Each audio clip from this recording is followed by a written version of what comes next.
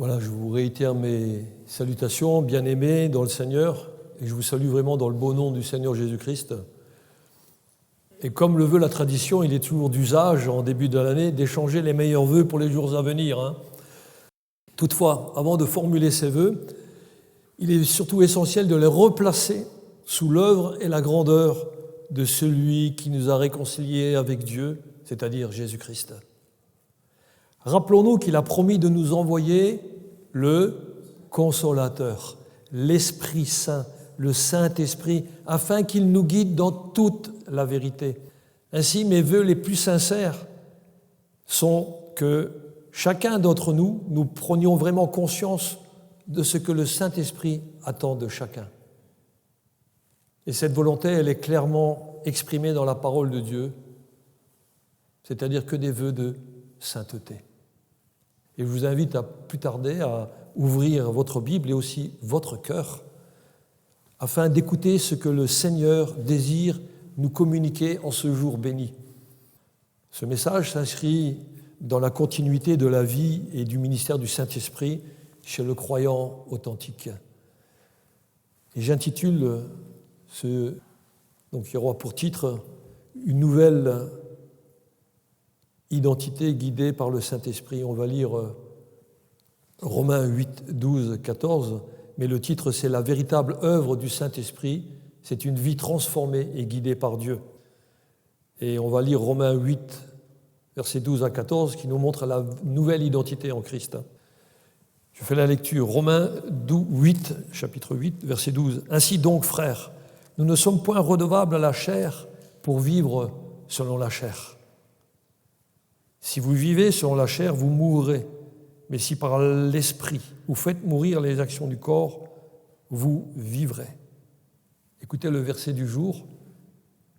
Car tous ceux qui sont conduits par l'Esprit de Dieu sont fils de Dieu. Amen. Que nous puissions vraiment saisir l'importance de ce verset 14. Car tous ceux qui sont conduits par l'Esprit de Dieu sont fils de Dieu. Si vous avez lu l'épître aux Romains, vous allez pu vous apercevoir que Paul, dans cette épître, il met un contraste fondamental. L'homme naturel peut se considérer comme une créature de Dieu, et c'est vrai.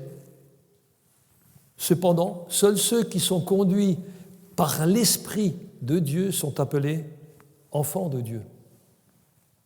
Et Paul écrit aux Romains avec une clarté saisissante. Ce passage, c'est en Romains 8, 9, je ne l'ai pas précisé. Si quelqu'un n'a pas l'Esprit de Christ, il ne lui appartient pas. Voyez-vous le contraste? Si quelqu'un n'a pas l'Esprit de Christ, il ne lui appartient pas. Et ces paroles sont vraiment solennelles, mais elles sont bienveillantes. Elles rappellent que posséder le Saint-Esprit n'est pas une option parmi tant d'autres, mais c'est la marque distinctive, c'est le sceau divin de Dieu qui identifie les véritables enfants de Dieu. Ainsi, la filiation, elle n'est pas universelle, mais elle est spirituelle. Nous sommes tous des enfants d'Adam, donc pécheurs. Mais par contre, dans le monde, tous ne sont pas des enfants de Dieu. Parce que la réalité d'une vie, elle est conduite par le Saint-Esprit. Pour autant, le signe visible de notre appartenance à Dieu ne se limite pas à une étiquette religieuse, aussi belle soit-elle, mais elle réside dans la réalité d'une vie conduite par l'Esprit Saint. Être enfant de Dieu ne signifie donc pas vivre sous n'importe quelle direction, mais c'est vivre sous la direction de l'Esprit et non dans l'indépendance à l'Esprit, l'indépendance à la sainteté de Dieu. Parce que ne l'oubliez pas, l'Esprit Saint, il est saint. Quelquefois, on l'oublie. Mais quand on est conduit par l'Esprit de Dieu, eh bien, on ne va pas s'appuyer sur les choses du monde, mais nous allons nous appuyer sur notre conscience, parce que notre conscience, elle est dirigée par l'Écriture, par la parole de Dieu, et c'est sur le témoignage que Dieu lui-même nous donne dans notre esprit pour nous dire que nous sommes enfants de Dieu.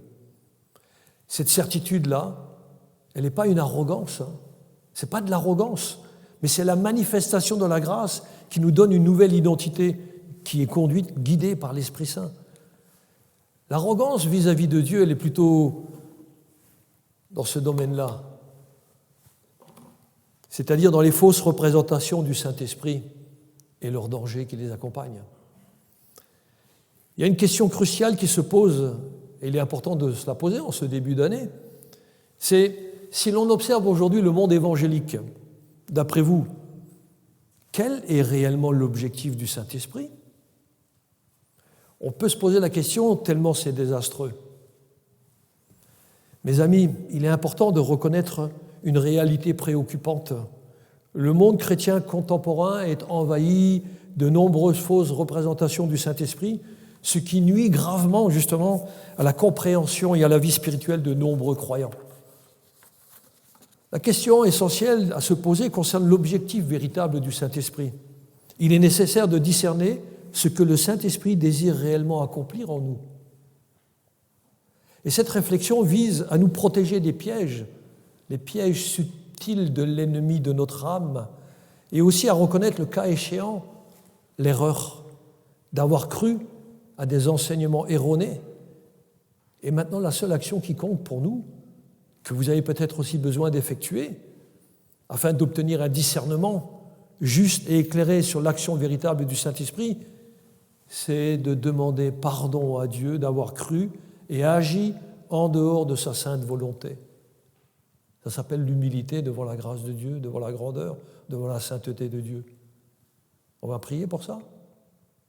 Seigneur, je te demande pardon au nom de mes frères et mes sœurs et en mon nom propre d'avoir trop souvent écouté des paroles humaines qui ne reflétaient pas ta sainteté.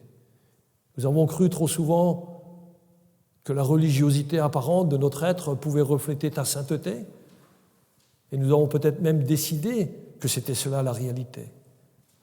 Mais lorsque nous avons médité ta parole, lorsque ton Saint-Esprit nous a convaincus de péché, de justice et de jugement, eh bien nous avons considéré que nous ne méritions rien du tout, mais que nous avons reçu par grâce ton esprit afin d'être des hommes et des femmes fidèles à ta parole. Aussi, Père, pardonne-nous nos offenses dans ce domaine et aide-nous maintenant à grandir en maturité spirituelle pour ta seule gloire. Et nous prions ces choses au nom de Jésus. Amen. De nos jours, malheureusement, le Saint-Esprit est mal représenté, mais il est également insulté, voire même de manière insidieuse. Et ça attriste le Saint-Esprit et cela peut même le conduire à son extinction dans la vie des croyants. Et le mot biblique qui décrit d'une façon mais très importante cette réalité qui se passe dans le monde évangélique, c'est blasphème.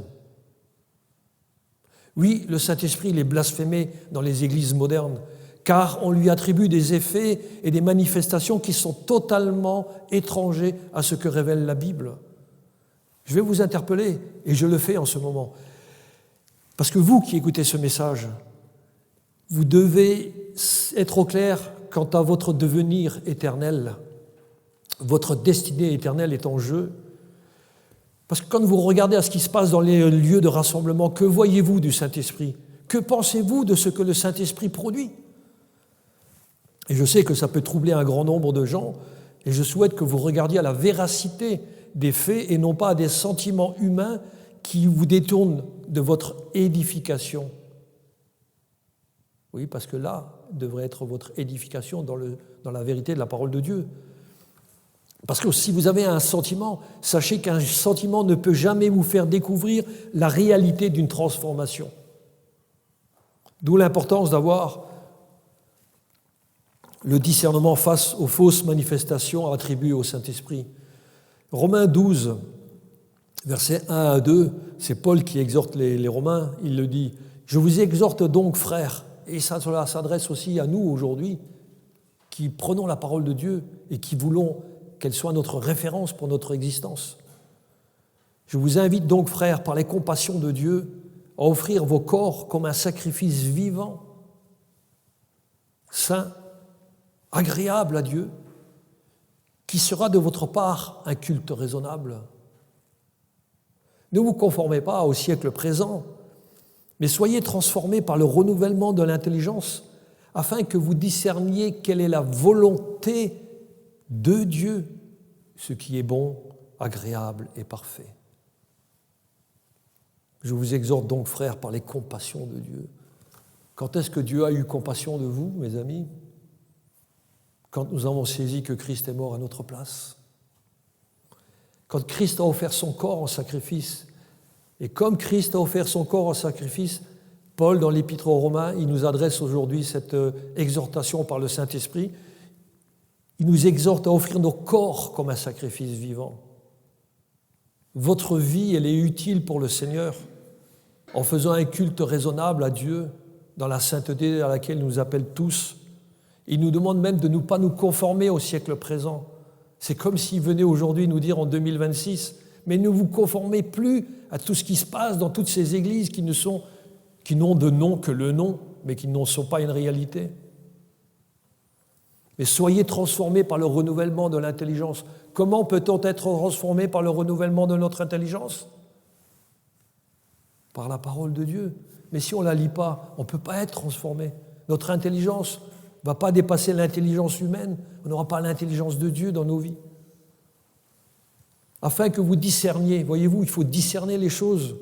Quelle est la volonté de Dieu? Voilà. C'est pas je fais ma volonté et je dis que c'est la volonté de Dieu. C'est pas ça du tout. C'est je fais la volonté de Dieu parce qu'elle est là. L'Esprit de Dieu me conduit dans sa volonté. C'est bon, c'est agréable et parfait même qui nous est dit. Un sacrifice de bonne odeur, c'est ça, agréable et parfait qui plaît à Dieu.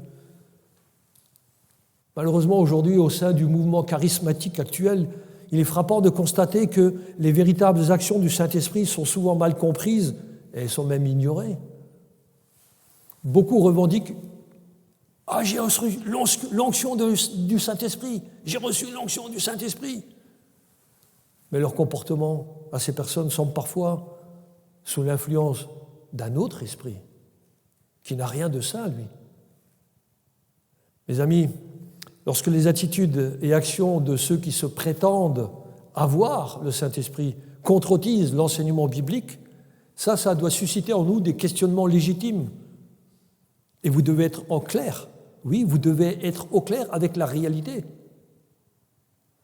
En effet, le Saint-Esprit ne pousse jamais à la mondanité. Il ne pousse jamais à la recherche des plaisirs charnels, à la vanité, à l'orgueil, à la ruse, au mensonge, à l'irresponsabilité ou au scandale.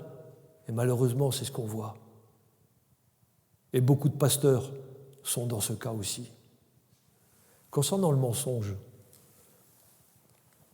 celui qui ment, il a pour père qui? Le diable. Il ne peut donc pas être fils de Dieu. Soyons clairs avec la vérité de la parole de Dieu. Retenez surtout que le Saint-Esprit n'a jamais eu pour but de faire tomber les gens à la renverse, de les faire trembler ou de les faire parler dans un charabia incompréhensible. C'est une hérésie, une fausse doctrine. Ce n'est pas la sainteté de Dieu qui est annoncée. Voyez-vous, cette situation dans le monde évangélique, elle est dramatique parce qu'elle affecte profondément la compréhension et la vie spirituelle de nombreux croyants qui adhèrent à ces fausses doctrines en pensant que c'était la réalité. Mais ces manifestations sont le fruit d'un autre esprit et n'ont aucun lien avec la véritable œuvre du Saint-Esprit qui vise à produire quoi? La sainteté.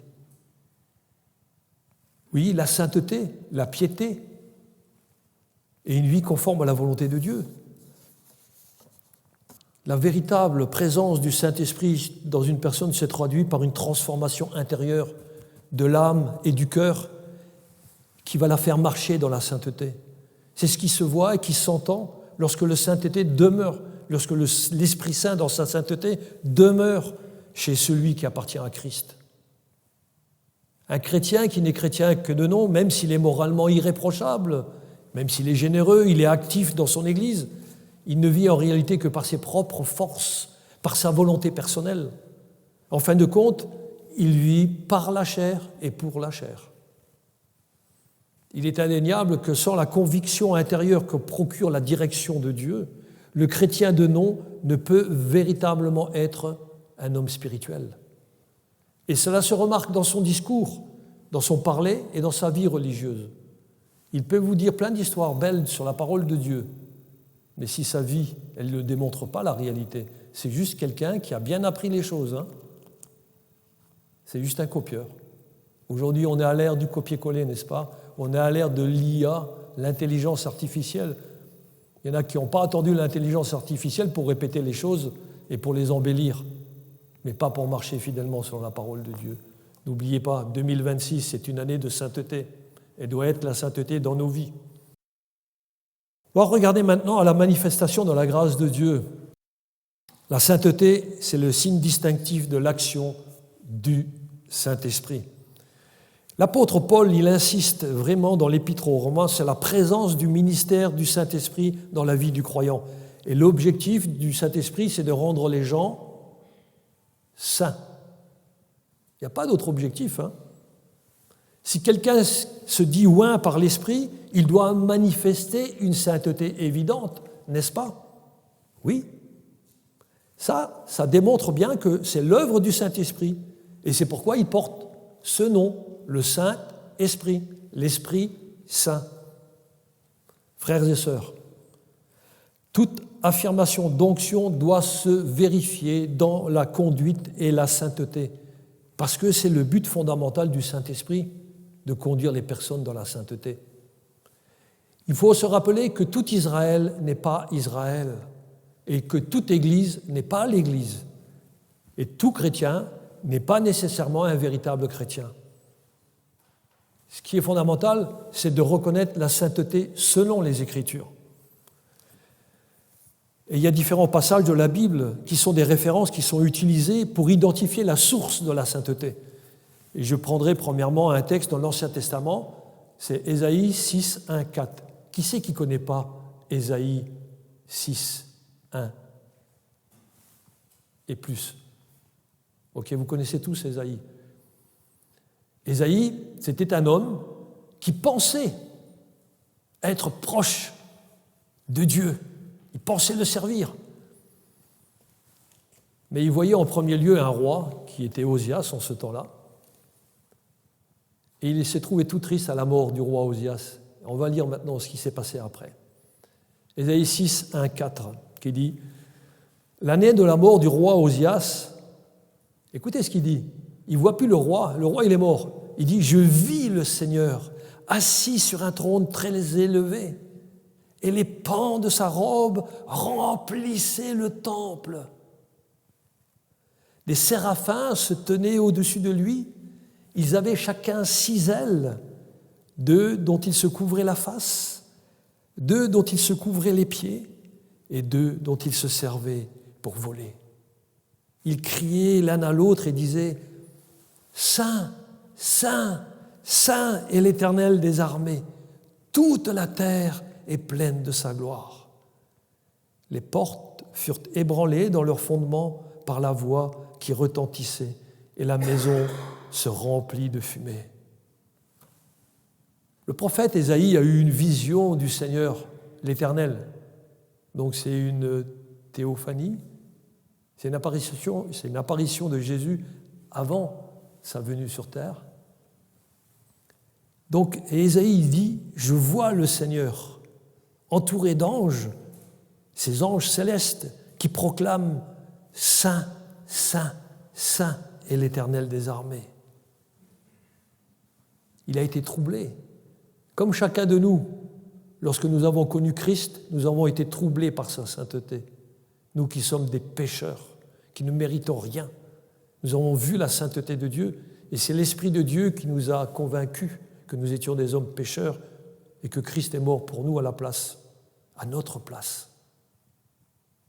Et cette sainteté doit impacter toute notre vie et nous fait progresser dans la sanctification. Dans le Nouveau Testament, en Apocalypse 4.8, il y a aussi un texte biblique qui nous montre qu'il y a des êtres vivants qui proclament sans cesse Apocalypse 4:8, il nous dit « Saint, Saint, Saint est le Seigneur Dieu, le Tout-Puissant, qui était, qui est et qui vient. » Et ces deux passages que nous avons lus d'Ésaïe 6 et Apocalypse 4, ces passages révèlent la sainteté de la Trinité. Il est dit « Saint », donc Dieu le Père est saint, Dieu le Fils, il est saint, et l'Esprit, il est saint. Saint, saint, saint.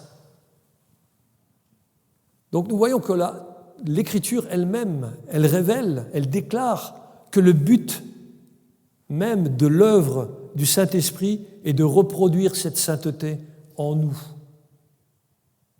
On ne fait pas que lire « Saint, Saint, Saint est l'Éternel ». On doit aussi se l'appliquer à notre conscience, à notre intelligence, à notre cœur, à notre corps. Oui, l'œuvre du Saint-Esprit, c'est de produire en nous cette sainteté qui est là dans la Trinité. Et c'est uniquement Dieu qui accomplit cette œuvre spécifique par son Esprit. Et c'est ainsi qu'il reproduit sa sainteté dans la vie de ceux qui lui appartiennent. Lévitique 11, 45, c'est Dieu qui parle. Il dit « Car je suis l'Éternel, je vous ai fait monter du pays d'Égypte pour être votre Dieu, et pour que vous soyez saints, car je suis saint. » Encore une fois, une référence au péché.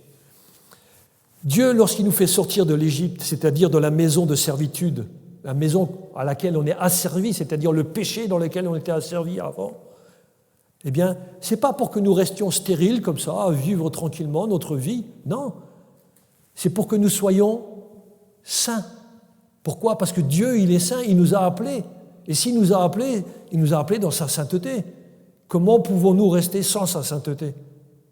C'est inadmissible quand on voit des personnes qui se disent eux-mêmes, qui sont chrétiens, qui aiment le Seigneur, mais qui vivent dans une vie complètement désordonnée. Ce n'est pas la sainteté. Alors c'est quoi ? C'est autre chose. Il y a un autre texte dans le Nouveau Testament maintenant, c'est 1 Pierre 1, versets 15 à 17, et qui nous rappelle « Mais puisque celui qui vous a appelé est saint, vous aussi soyez saints dans toute votre conduite. Selon qu'il est écrit, vous serez saints, car je suis saint. Et si vous invoquez comme Père celui qui juge selon l'œuvre de chacun sans favoritisme, conduisez-vous avec crainte pendant le temps de votre séjour sur terre. » Donc on voit que notre conduite sur terre, à nous qui disons appartenir à Christ, ça doit être une référence, la sainteté de Dieu dans notre vie. Sinon, nous nous abusons nous-mêmes, nous nous mentons à nous-mêmes. Comprenez bien que toute la parole de Dieu nous dirige vers la sainteté dans toute notre conduite. Cela confirme notre appartenance à Dieu. Ainsi, la sainteté, c'est une confirmation et non une option. C'est une confirmation de notre relation avec Dieu, avec ce Dieu 3 fois saint. C'est Dieu qui, par l'Esprit, nous sépare du péché et nous transforme maintenant progressivement à l'image de Jésus-Christ. Et ce processus de sanctification n'est pas seulement un changement extérieur, mais c'est une œuvre intérieure au niveau de l'âme et du cœur. Elle est centrée sur la sainteté de Dieu et non sur les phénomènes humains. Vous comprenez donc que les phénomènes humains à lesquels nous assistons quelquefois par l'intermédiaire des masses médias, etc., c'est complètement en dehors de la sainteté de Dieu. Parce que la véritable manifestation de Saint-Esprit, c'est une transformation intérieure. Oui, un vrai croyant ne se laisse pas conduire par des impressions, pas plus qu'il ne prenne des décisions basées sur des émotions ou sur des sentiments. C'est pas possible. Parce qu'un sentiment, il ne fait que mentir. C'est un sentiment. Et une émotion, elle est fugace, juste émotif un moment et puis après on oublie. Ça ne marche pas. Ce n'est pas ça la sainteté de Dieu. La sainteté de Dieu, ce n'est pas une émotion, ce n'est pas un sentiment, c'est une réalité, c'est une conviction réelle. Parce que le ministère du Saint-Esprit, il ne se manifeste pas par des signes physiques ou spectaculaires, tels que définis par certains, Il ne s'agit pas de venir à l'église et de se tordre dans tous les sens, de bouger de façon inhabituelle, ni de tomber en arrière ou de marmonner des choses incompréhensibles. Ça, ce ne sont pas des signes qui témoignent de la véritable action du Saint-Esprit. L'œuvre de Dieu, elle est bien plus profonde. Elle touche l'essence même de la personne. Et notre essence, à nous, elle est en Christ. Ça, c'est notre être intérieur. Il a été renouvelé par la puissance de Dieu. L'œuvre du Seigneur, elle est d'abord en nous. Elle transforme ce qu'il y a de plus caché en nous. Christ, il est la lumière venue dans ce monde de ténèbres. On aime le dire autour de nous. Mais est-ce que Christ, il est vraiment venu dans mon monde de ténèbres à moi et qu'il a tout éclairé, même le tiroir le plus secret?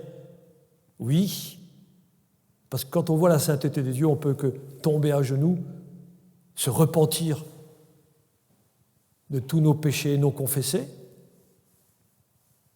parce qu'il éclaire tout avec sa lumière. Mais il y a une chose qui est excellente, c'est parce qu'il nous révèle le joyau de sa sainteté, qui est un joyau à la gloire de Christ, à la gloire de Dieu. Et ça, c'est l'œuvre de sanctification. Donc le Saint-Esprit sépare le croyant du péché pour l'amener à refléter la sainteté de Dieu. Il est donc légitime de se poser la question, voit-on ce travail du Saint-Esprit dans votre vie? Alors si un autre enseignement vous a été transmis, oui, quelquefois, trop souvent, il y a des personnes qui enseignent des choses qui sont bizarres sur la transmission ou sur la réception du Saint-Esprit. Eh bien, si vous avez suivi ce genre de choses, demandez pardon à Dieu et repentez-vous d'avoir écouté des hommes plutôt que la parole de Dieu. Peut-être même vous avez écouté votre propre voix plutôt que celle de Dieu. Demandez pardon. Parce que ce n'est qu'à cette seule condition que vous pourriez être véritablement conduit par l'Esprit de Dieu. Sinon, vous restez enfermé dans votre propre compréhension. Ce n'est pas l'Esprit de Dieu. Sachez-le, le Saint-Esprit ne force jamais personne. Il agit toujours avec amour. C'est d'ailleurs la première caractéristique du fruit du Saint-Esprit dans une personne. C'est ce que révèle Galates 5, 22, mais le fruit de l'Esprit, c'est quoi? C'est l'amour. De quel amour s'agit-il? De l'amour de Dieu en nous qui nous révèle son amour à lui pour nous. Et c'est quand on a saisi ces choses-là que l'amour qu'il a mis en nous, nous avons un amour pour lui à ce moment-là.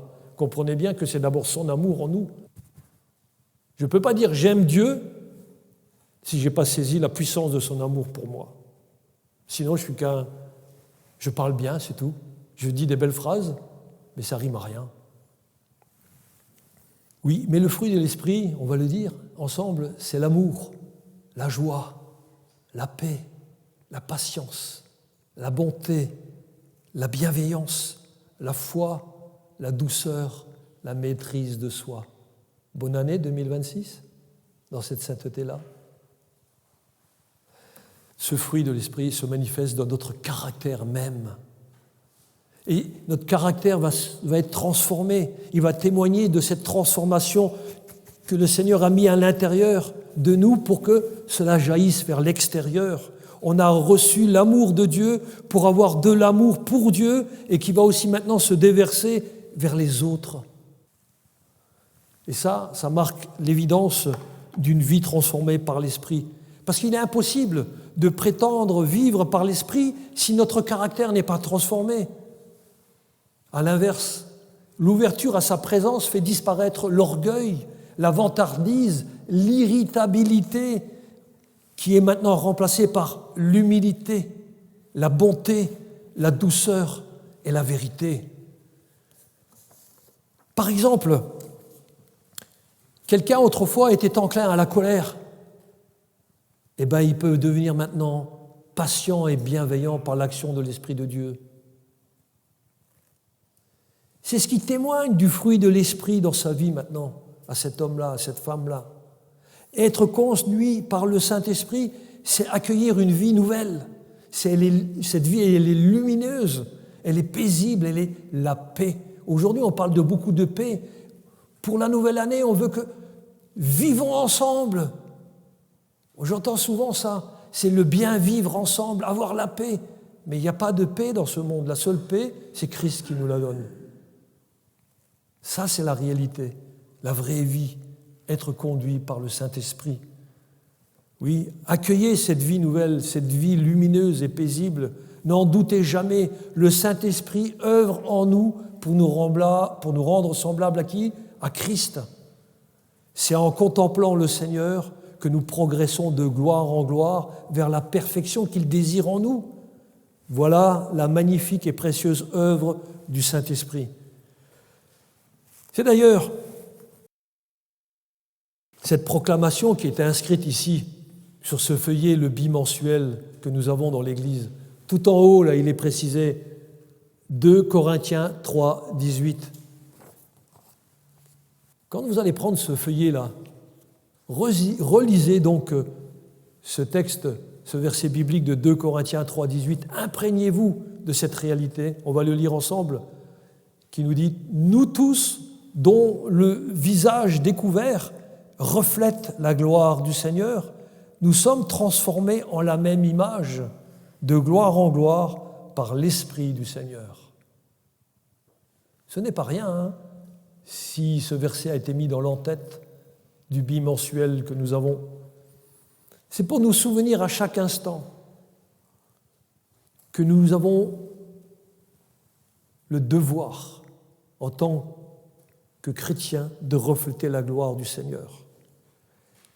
Et n'oublions pas que l'œuvre de sanctification, elle est là, et il nous dit, nous sommes transformés en la même image de Christ, qui a été obéissant en toutes choses à Dieu le Père. Sa fidélité nous fait marcher dans la fidélité.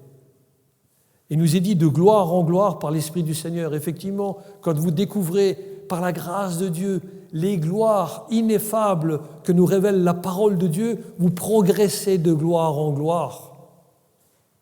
Parce que vous donnez gloire au Seigneur pour tous les bontés, les bienfaits qu'il vous donne dans votre vie. Voyez-vous, ce verset, il précise que ceux qui sont conduits par l'Esprit de Dieu, ils ne peuvent pas faire autrement que de refléter la gloire du Seigneur en se laissant transformer. Il y a une évidence spirituelle, mes frères et sœurs, l'Esprit de Dieu dirige souverainement ses enfants. Là encore, il s'agit de comprendre que ce n'est pas à l'homme, quand il marche, de diriger ses pas. C'est ce que le prophète Jérémie annonçait en Jérémie 10, verset 23. Et il le dit, « Je le sais, ô Éternel, la voie de l'homme n'est pas dans son pouvoir. Ce n'est pas à l'homme, quand il marche, à diriger ses pas. » Alors c'est à qui ? C'est à Dieu. Et c'est Dieu qui le fait, parce que Dieu, il est souverain sur toutes choses. N'ayez pas peur. Souvent de fois, on peut se poser la question en début d'année, est-ce que cette nouvelle année sera meilleure que celle de l'année passée ? On ne sait pas, mais peu importe. Nous, on sait une chose, on appartient à Christ, et notre place, elle est déjà au ciel. Notre place, elle est avec le Seigneur de gloire. Alors bien sûr, nous allons vivre des temps difficiles. Il y en a qui cherchent un travail, un abri, un toit, cherchent un compagnon, une compagne pour vivre ensemble. Il y en a qui cherchent une église fidèle à la parole de Dieu. Toutes ces choses, c'est bon de les chercher, mais continuez, mais faites confiance au Seigneur. Demandez-lui, il vous répondra en son temps. Soyez patients. N'oubliez pas la patience, hein. C'est encore une caractéristique du fruit de l'Esprit. Oui, vous savez, notre Dieu ne nous laisse pas comme cela vagabonder dans des suppositions, mais Dieu nous fait marcher dans des affirmations. C'est pour ça que Dieu dirige ses enfants par l'illumination, mais pas n'importe laquelle d'illumination, hein. Il rend clair sa parole, voilà l'illumination. Il rend clair sa parole pour que nous puissions la comprendre, parce que notre esprit humain, il est limité, il est entaché par le péché. Et c'est pour ça que l'on découvre que l'Écriture, c'est l'instrument que le Saint-Esprit utilise pour nous conduire. Mais si je ne lis pas ma Bible, je ne peux pas être conduit par le Saint-Esprit. Et ce n'est que lorsque je lis et je médite la parole et que je prie selon la parole. C'est important de prier selon la parole de Dieu. C'est à ce moment-là que l'Esprit de Dieu, il vient, il habite en moi et il réside en moi. Ce n'est pas un résident temporaire, hein, non, c'est une habitation fixe, terminée. Il est là et il devient l'interprète de Dieu afin que je puisse comprendre sa parole. Mais si je ne fais pas mon premier pas pour prendre la parole de Dieu, ça veut dire que je n'ai jamais compris la sainteté de Dieu. Je suis juste un homme très religieux, bien comme il faut, qui porte sa cravate correctement, etc., qui vient en costume le dimanche à l'église. Ça ne sert à rien, ça. C'est la sainteté de Dieu qui nous oblige, qui nous donne la force, les capacités d'aller de l'avant. Oui, c'est l'enseignement de Jésus, d'ailleurs en Jean 14, 26, il nous est dit, mais quand le Consolateur, l'Esprit Saint que le Père enverra en mon nom, il vous enseignera toutes choses et vous rappellera ce que j'ai dit, ce que je vous ai dit. Voilà. Donc on voit bien que c'est le Saint-Esprit qui est notre interprète, qui nous fait comprendre la parole de Dieu. Et cette promesse s'applique à chaque croyant depuis la Pentecôte. Comprenez qu'il ne s'agit nullement de reproduire une manifestation qui a déjà eu lieu au 1er siècle, mais il s'agit maintenant de laisser la parole de Dieu agir en nous, et c'est ce qui est complètement différent. Retenez pour votre édification que chaque croyant, il est habité par le Saint-Esprit que Jésus avait lui-même. Je ne peux pas prétendre avoir le Saint-Esprit en moi, alors que quand je regarde l'œuvre de Christ, dans sa parole, je vois bien qu'il était toujours fidèle à Dieu le Père. Alors comment puis-je prétendre lui appartenir si je n'ai pas cette notion de sainteté qui est ancrée en moi? Oui, lorsque nous voyons le ministère du Saint-Esprit dans notre vie, il va nous éclairer. Ben oui, parce que c'est ça, il nous éclaire afin que nous comprenions les vérités scripturaires, donc les vérités qui sont inscrites dans cette Bible, parce qu'autrement, elle échapperait à ma compréhension. Un exemple, dans la vie naturelle, un enfant comprend son père parce qu'il l'écoute, n'est-ce pas? De même, nous saisissons la parole de notre Père céleste grâce à l'action éclairante de son esprit en nous, parce que nous l'écoutons. Ça a pour conséquence que l'Esprit conduit les enfants de Dieu sur la voie de la sanctification. Non seulement l'Esprit vient illuminer notre esprit de manière à comprendre l'Écriture, mais c'est incontestable, il nous donne aussi la capacité divine de lui obéir. Il y en a qui me disent « Mais moi, je n'ai pas la capacité d'obéir à Dieu. » Ben, je suis désolé, ça veut dire que tu n'es pas un enfant de Dieu. Parce que sinon, tu obéirais à ton Père céleste. Combien plus tu obéis à ton Père terrestre? Et tu ne voudrais pas obéir à ton Père céleste? Il est bien plus puissant, il est créateur du monde. Par sa parole, il a créé. À partir de rien, il a créé. Donc si tu lis sa parole, Dieu crée en toi quelque chose de nouveau. Et notamment l'obéissance à sa volonté. Donc c'est l'Esprit de Dieu qui nous donne la capacité d'obéir. C'est cette obéissance qui est justement une attestation incontestable de notre salut. Il se trouve ici une réalité à ne jamais négliger. Par nous-mêmes, nous sommes incapables de plaire à Dieu par nos propres forces. Et ce n'est que lorsque je me consacre avec sincérité à toute l'œuvre du Seigneur, en me conformant aux réalités des commandements et des principes de l'Écriture, à ce moment-là, le Saint-Esprit bénit cette œuvre, parce que c'est selon sa volonté, et il la bénit au-delà même de ce que nous pourrions accomplir par nos propres capacités. Attendez-vous à cela, mes amis. Parce que ce n'est que par notre état d'esprit, d'obéissance que l'Esprit de Dieu a mis en nous, en dépendant justement entièrement de Dieu, que nous faisons l'expérience de l'œuvre de la grâce de l'Esprit de Dieu dans notre vie. Donc on voit bien, ça ne vient pas de nous. Dieu a mis en nous l'obéissance et il nous transforme de gloire en gloire par l'Esprit. pour être à la ressemblance du Christ. Voyez-vous, c'est cette œuvre de sanctification en nous qui nous procure l'assurance que nous sommes des filles et des fils de Dieu. Alors en résumé, l'Esprit de Dieu, c'est lui qui est notre vie spirituelle et cela se voit et cela s'entend. C'est pour ça que nous nous réjouissons le dimanche pour chanter des louanges à Dieu, pour entendre sa parole, pour l'écouter, pour la mettre en pratique et pour continuer à l'honorer lorsque nous quittons la salle de culte. Alors ce travail de Saint-Esprit doit se voir dans votre vie. Mais alors quelle joie! Quand on constate ces choses, c'est juste la grâce de Dieu qui nous accorde une transformation. Et cette transformation, elle est possible pour nous. Ça, c'est la grâce du Saint-Esprit. Que le Seigneur t'accompagne. Si vous avez reçu un enseignement différent, mes amis, concernant la réception du Saint-Esprit, ou peut-être que vous avez douté aussi de son action, il est nécessaire de demander pardon, de se repentir, d'avoir accordé aux paroles humaines plus de valeur qu'à la réalité de la parole de Dieu.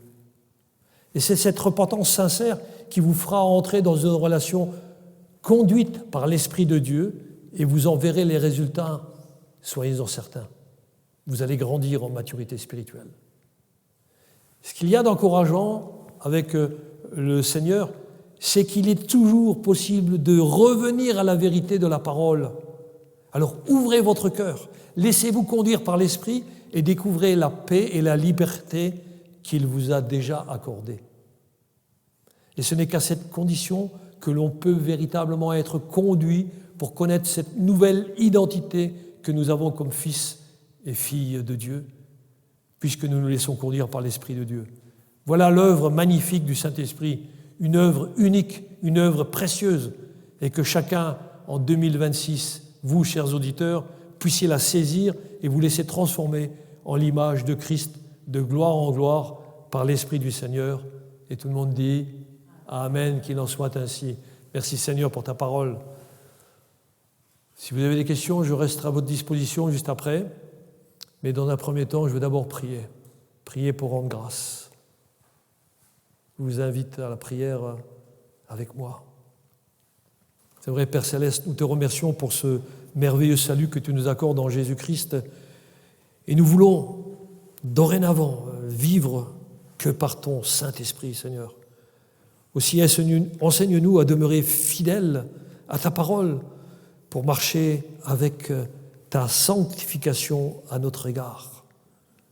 Seigneur, nous rejetons toute doctrine mensongère concernant la réception du Saint-Esprit et nous te demandons pardon pour avoir quelquefois, ou même trop de fois, sous-estimé l'action de ta sainteté dans la vie des croyants, dans notre propre vie.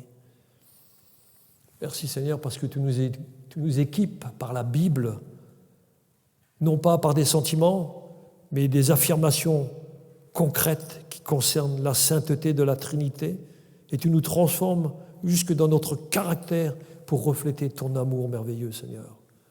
Aussi, merci Père Céleste pour avoir fait de nous des fils et des filles qui voulons être à la ressemblance de Christ, notre Seigneur. Toi seul, Seigneur, tu mérites l'honneur, la gloire et la louange. Et nous te rendons grâce, Seigneur, pour ce merveilleux message d'aujourd'hui. Et je te prie, Père Céleste, que chacun soit renouvelé et ramené à cette union vivante avec toi. Et nous te prions ces choses au nom de Jésus-Christ, notre Seigneur et Sauveur. Amen.